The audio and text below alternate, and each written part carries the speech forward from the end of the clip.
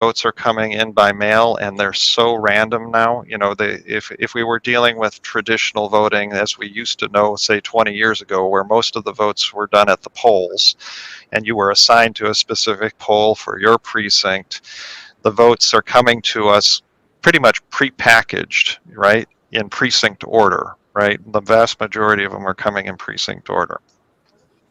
Now, with everybody voting by mail, they're coming into us randomly. Right? They're not sorted. They're coming into, and so we have to go through as part of our processing of the vote, we have to go through right now a manual sort. And imagine hundreds of thousands of envelopes coming in, and you have to put it into some sort of order. It's like 52 card pickup trying to put the deck of cards back together in order. So we do the best that we can, but they get boxed up in groups of about 500 votes, and those boxes can have many different races in them, but our database knows which box has which races in them. So when we're preparing for a recount of the mayor's race, we have over 1,300 boxes that we have to pull, and then we have to go through each one of those 1,300 boxes, and out of the 500 ballots in each of the boxes, we have to find the votes that were for the mayor's race. So there could be others in there. So right, it's kind of mixed together. So that took a needle in a haystack at times, basically. A little bit, right? But we know how many votes are in each box, so we have to find those needles, right? Mm-hmm. Because we're being asked to recount a specific race. So that takes about 60 people to do that in a timely fashion, and then to do a hand count. I'll talk about a hand count table.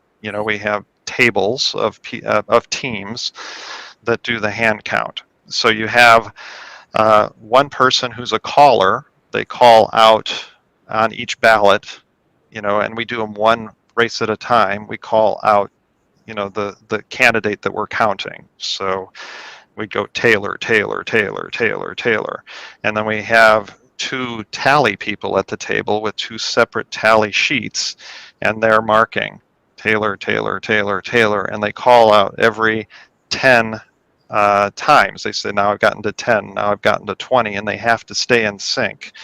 So in other words, a team is a team of 3, and in order to get through this roughly 130,000 votes, it's going to take at least 12 to 15 of those teams counting.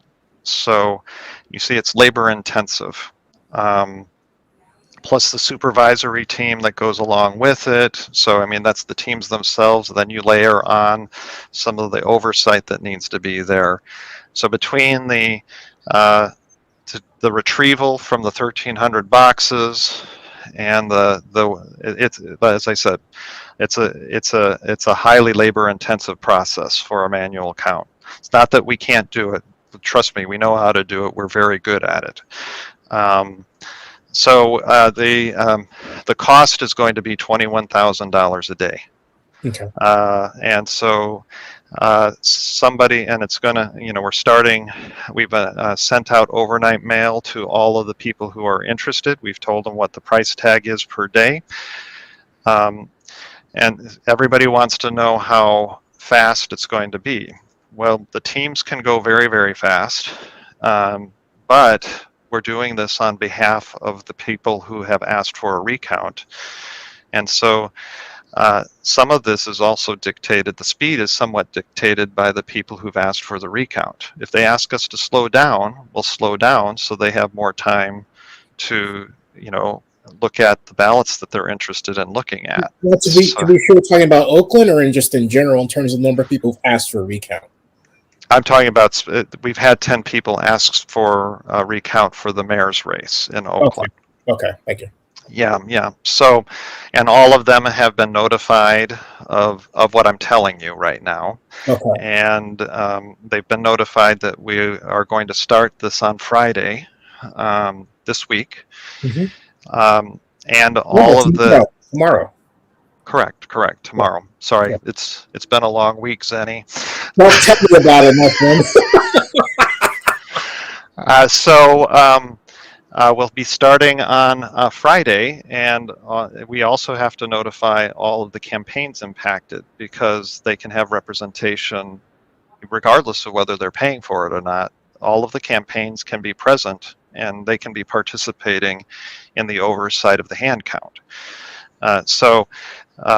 You ask me how fast or how slow it's going to go. Some of it's going to be dependent upon the people who are asking and observing and participating in the oversight of the recount.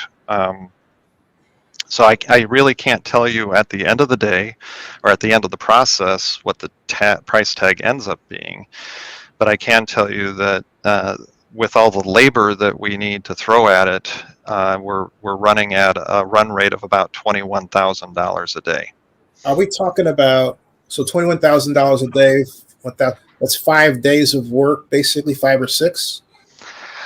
Again, it could be 10. I mean, it really all depends on how what pace that they have. Again, I'm stressing this. Sure, yeah. Uh, if it's left to us without oversight, without people saying, "Could you stop? Can we take a look at that one?" If we're just banging it out, we're going to go as fast as we can. Mm-hmm. But I'm assuming that because people are wanting to inspect, certain aspects of the Mm-hmm. election, that Mm-hmm. some of this is going to slow down. Yeah. So I'm And also so, thinking about the pandemic impact, where it's been hard in general to get enough labor to do anything in a timely fashion. That's why that was my thought. I don't know if that would be the case here, but it's well, just what I've done, because we were anticipating the possibility. We were hearing as I certified the election that there might be the possibility of a request. So we held, because we have to go through a 1% manual tally, so which is the same process. Again, I want to stress that we do this. This isn't something new to us. We do this with every one of our elections. So that we have a trained team, of people that have already gone through it not too long ago, a week or two ago when we did the 1% manual tally, and we held on to that staff. I have to. It's. I'll again dive into some of the logistics of running an election office like this. My permanent staff, our permanent staff is less than 50 people. Hmm. But when we get into a large election, we hire on around 350 temporary staff and we train them up to do all the different roles, from translation to distributing equipment to testing equipment. So we bring in a we bring in a temporary staff that is with us for for several months. We have a number of people who are repeats. We like the people who we've trained already, and we can bring them in. They can hit the ground running. But that staff that is highly trained, they've just gone through it a couple weeks ago.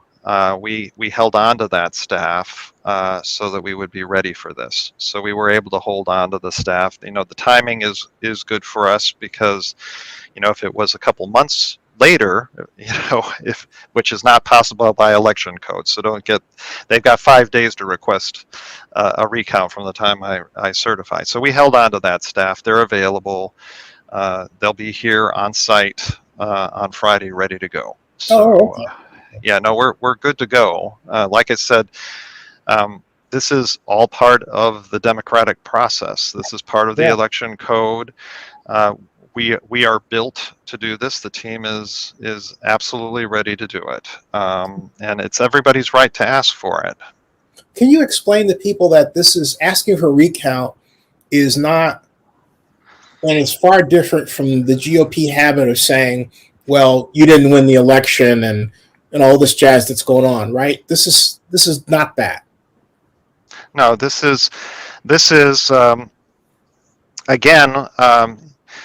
In general, somebody, now I know we have another county, I believe one of our neighboring counties that even has a much closer race. I don't know if you've heard about that, Zenny, but I heard that Contra Costa County has Yeah, had two yeah, races that are extremely close, like I yeah. believe like one vote apart. Mm-hmm. So, so this is in general what we're usually seeing the candidate or the campaigns or whoever it is that's requesting it is looking to see usually at the way that we may have interpreted the voter's intent when a voter doesn't necessarily mark the ballot entirely right. So we see all sorts of different ways, even though we say, and we've all had Scantrons all of our life from school, bubble, fill in the bubble for, people do a lot of different interesting things. They'll put an X in the bubble. They'll circle the bubble. They'll do all the. We've seen everything, and so we call it taking a look at what was the voter's intent, and we have a training for that. We train the people who do that. It's called adjudication. But when we get into a hand count like this, when somebody's looking at a recount, they're generally looking for those votes that weren't necessarily marked correctly and the way that it was interpreted. And so we call it challenging the way that we interpreted the vote. So when we're going through the recount, we'll have a stack, we'll have a bin for the people who are there watching, and they'll say, I want to challenge that one. And so then we'll set that vote aside.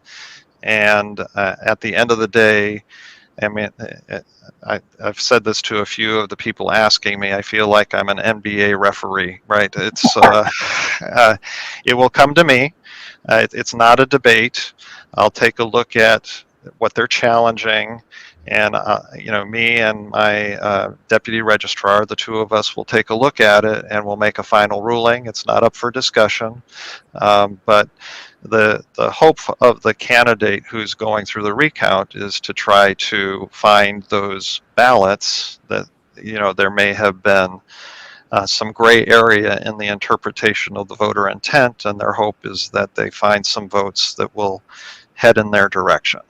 That's generally what a recount is looking at, is to see if there's some ballots that, as I said, the way that they were marked could have been interpreted differently, and to see if they get that extra vote or two or three to head their direction to change the outcome. Now, this isn't something that tomorrow the public can come down and witness, or can it? We do have public observation as well. They won't have the same level of access that the people who are involved directly in the recount is, but they can observe. We'll have a place for them to observe. They won't be right on the floor with the recount teams, whereas the parties who are identified as being able to challenge, they'll be actually in the space where we're doing the recount. Those won't be the observers. Those will be, the people who are from the different campaigns who are impacted by the recount. So they don't have to come down and worry about getting arrested. Because did that happen? And is that your case that happened, or someplace where?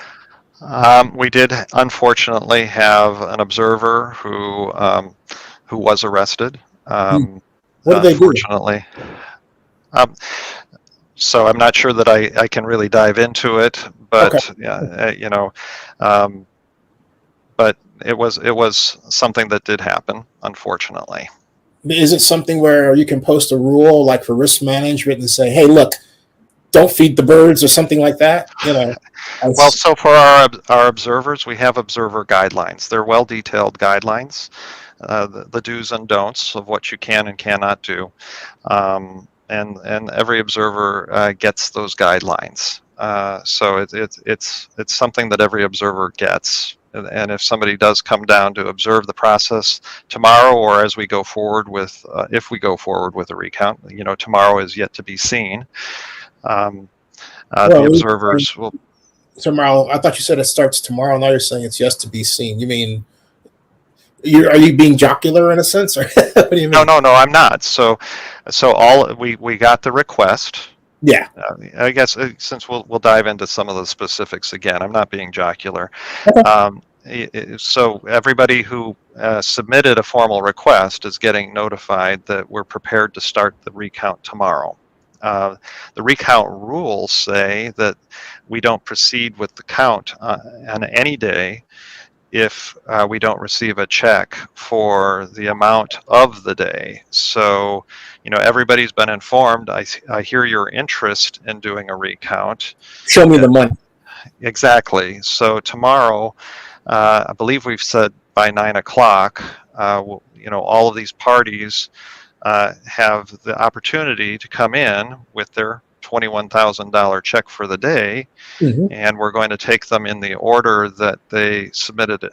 The first person who submitted will be the first person, if they show up, that I'll talk to and say, well, do you have a check for $21,000 to get started? And do you understand that each day going forward, on Monday, when we're prepared to go again and continue, you'll have to come in with another check for $21,000. And the election code says if that person doesn't, once we've chosen one, and we only do one recount, Mm-hmm. so that person who says they're going for it has committed, right? And if they don't show up on the next day, once we've said this is the one who requested, you're officially it. If on Monday they don't come in with a check for 21,000, that's the end of the recount. The recount's over. If you have 10 people, organizations that have signed up for a recount, can't they just team up and maybe, this person has 21,000, that person has 21,000, and they can pool their resources? So I can't match make. I have to be neutral. So whatever they do, and I know I'm reading again. This isn't news that I specifically have. I'm reading the same articles everybody else is. I'm understanding that there's some collaboration going on in order to raise the funds for this. It's not something that I orchestrate. They can, however I get a check, I just need to get a check for 21,000 each day. You just really show me the money. That's basically it. I mean, that's how it works. So that's why I'm saying it's.